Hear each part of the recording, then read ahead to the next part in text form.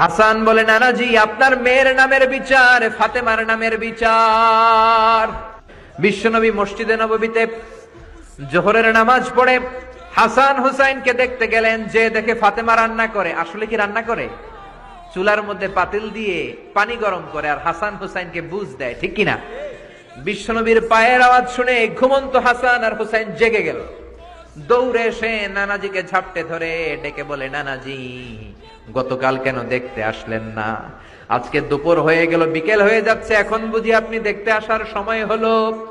বিশ্বনবী বললেন, হাসান হুসাইন এই তো এইমাত্র জোহরের নামাজ পড়ে আসলাম, তোমাদের খোঁজ খবর নিতে এসেছি। হাসান আর হুসাইন বলল, কি খোঁজ খবর নিবেন? খোঁজ খবর নেওয়ার আগে একটা বিচার করে দেন। বিচার? আপনি তো আহকামুল হাকিমিন, সব চাইতে বড় বিচারকের সব চাইতে বড় নবী, ইনসাফ ওয়ালা নবী। আপনার কাছে বিচার দিয়ে কেউ কোনোদিন বিচারে ঠকে নাই, ঠিক কিনা?